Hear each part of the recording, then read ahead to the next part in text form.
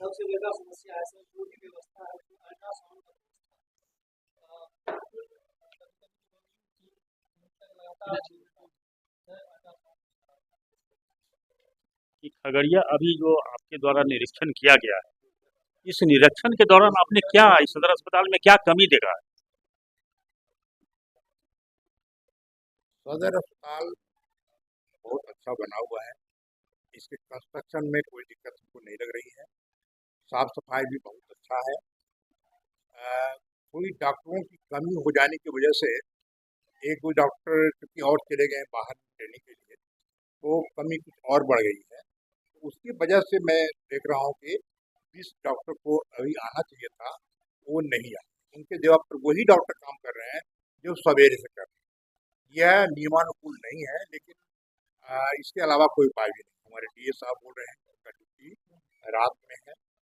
अगर रात में आते हैं तो ठीक है, नहीं आते हैं तो ये लोग वेरीफाई कर लेंगे, उनको एक्शन यहाँ अभी हम लोग कर दिया, समझे ना। और उसके बाद अटेंडेंस रजिस्टर भी हम मंगा रहे हैं ना, इसको हम देखेंगे अपने ढंग से कि कहाँ पर क्या है कमी। बाकी और कमियां तो हमें कुछ खास नहीं लग रही है। कि अभी सदर अस्पताल में जो टोकन व्यवस्था, मरीजों के लिए जो टोकन व्यवस्था, उसमें मरीजों को जो इमरजेंसी मरीज कह सकते हैं उसको, कि उसको फिर टोकन ले जाना होगा, टोकन कटाना होगा, टोकन से फिर उसको बीपी जांच कराना होगा, वगैरह वगैरह जांच करानी होती है।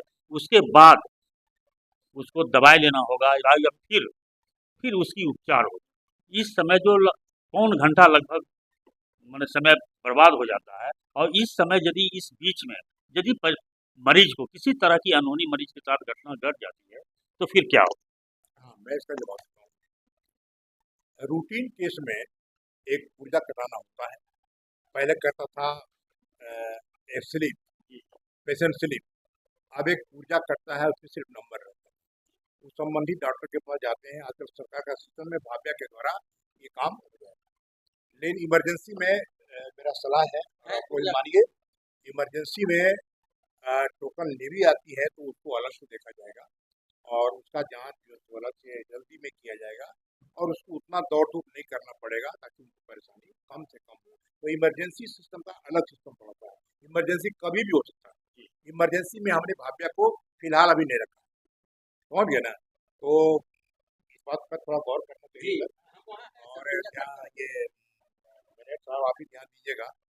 क्या है कि इमरजेंसी किसी भी समय हो सकता है, तो ये इसमें जो है तो भाव्या पर अगर चलेगा तो प्रॉब्लम हो जाएगा। एक सवाल सर और है। खगड़िया सदर अस्पताल तो कहलाने को है 100 शैय्या अस्पताल, और यहाँ 52 चिकित्सकों की आवश्यकता है, मेल फीमेल दोनों मिला। लेकिन अभी जो 12-14 चिकित्सक हैं, और उसी से सर कार्य बीते कई वर्षों से चलाया जा रहा है। और जब जब भी कोई बड़े अधिकारी आते हैं तो उनसे हम लोगों ने लगभग 5 वर्षों से यही सवाल रटते रटाते कि चिकित्सकों की कमी है। तो सर अभी तक 5 वर्षों से चिकित्सकों की भरपाई क्यों नहीं हो रही? भरपाई बीच बीच में होती है। याद कीजिए 2007 में डॉक्टरों की इतनी कमी हो गई थी कि हमारे प्रधानमंत्री मुख्यमंत्री माननीय नीतीश कुमार जी ने कहा कि नहीं, हम डॉक्टरों की बहाली संविदा पर करेंगे और फिलहाल इसमें कोई दिक्कत नहीं है, क्योंकि उसका प्रोसेस क्या था कि सिविल सर्जन ही पावरफुल थे, इसीलिए दनादन दनादन सब डॉक्टर का बहाली उन्होंने कर दिया, लेकिन परमानेंट नहीं हो सका। फिर बाद में 15 में ये सब लोगों को बीपीएससी के जरिए, परीक्षा नहीं दिया गया है लेकिन बीपीएससी के जरिए ही इन लोगों को परमानेंट कर दिया गया। तो इतना समय जो लगा वह उनका फिलहाल प्रमोशन में नहीं जुटेगा, ये बेकार की बात होगी। उसके बाद देखिए बहाली होती है मास लेवल पर।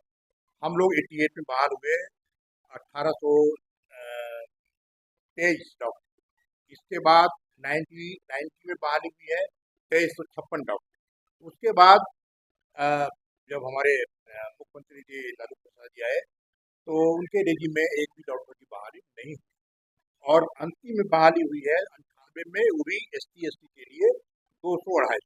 इसके बाद कोई बहाली नहीं हुई है।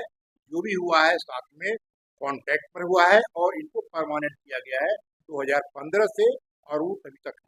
लेकिन इसके मेरी कहानी खत्म नहीं होती। इसके बावजूद भी डॉक्टरों की ही बहुत कमी है। हर साल हम लोग भेजते हैं, हर साल गवर्नमेंट से मांगा जाता है कि कितने डॉक्टर, कितने नर्स, कितने LP डिपार्टमेंट वाइज कितना होना चाहिए, कितना रिक्वायरमेंट है, कितने अवेलेबल हैं और कितने नहीं है, मैंने रिक्तियाँ कितनी है, ये अभी भी हम लोग भेजा है, हर साल भेजते हैं। सवाल ये कि सरकार के नॉलेज में सब कुछ है, ये काम हम लोग नहीं कर सकते। जब तक सरकार नहीं करेगी तब तक कुछ नहीं होगा।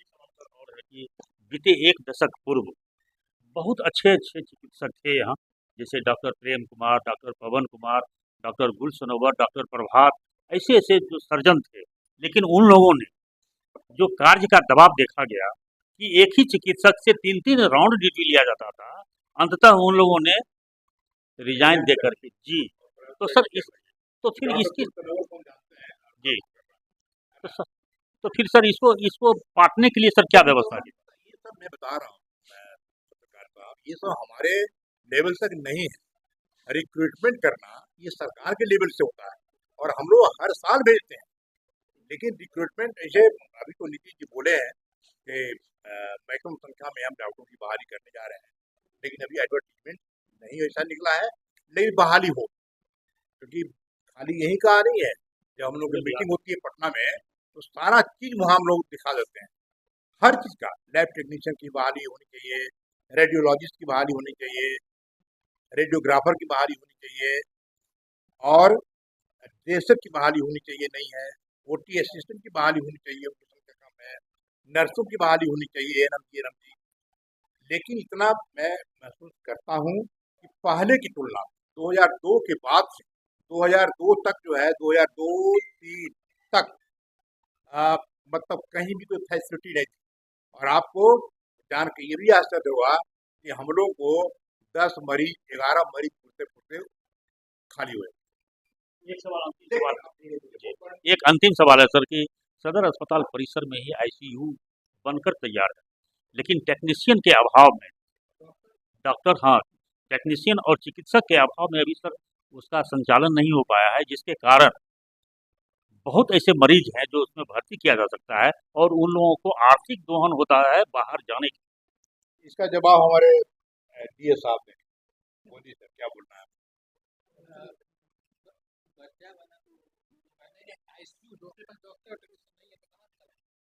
ICU चलाने के लिए तो भेजा की आवश्यकता होती है, जब तक उसकी पूर्ति नहीं होती तब तक उसको ICU में ऐसा है, डिफिब्रिलेटर, हमको लगता है मशीन आया होगा, नहीं है।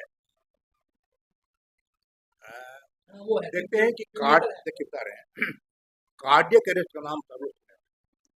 अभी बैठा आदमी है, कस के दर्द, ठीक है ना, कार्डियक पेन हुआ, इतना पेन होता है वो असहज होता है, असह्य होता है। उस परिस्थिति में 1 घंटा के अंदर बहुत से पेशेंट मर जाते हैं।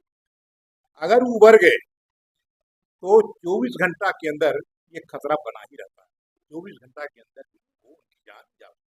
सर आप आए हैं निरीक्षण में, तो आपसे क्या उम्मीद किया जा सकता है कि यह सदर अस्पताल का जो भी समस्याएं हैं वो क्या पाटा जा सकता है?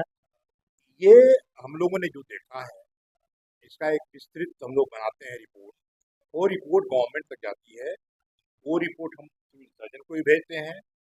वो रिपोर्ट हम लोग गवर्नमेंट में 2 पार्ट होता है, एक हमारा डॉक्टर होता है जो निदेशक प्रमुख कहलाते हैं, और एक हमारे मतलब इससे भी बड़े ऊपर के जो ये होते हैं, क्या बोलते हैं, सेक्रेटरी, है ना। तो जैसे कि यहाँ के भी है प्रत्यम, तो उनको ही भेजते हैं। और NHM वाली बात है तो राजभवन स्वामी की जाती है। बीच बीच में बहालियाँ होती ही रहती है, लेकिन परमानेंट बहाली अभी बहुत दिनों से नहीं हो रही है। हालांकि स्टाफ नर्स का बहाली इधर हुआ ही है, तो 2-3 बार हुई है मेरे समय, लेकिन जितना भी जरूरत है उतना पूरा नहीं हो सकता, बहुत जगह दिक्कत है। तो फिर हम वो लिखेंगे बना करके, और मैं कोशिश करूंगा कि सबकी पूर्ति सरकार के स्तर से हो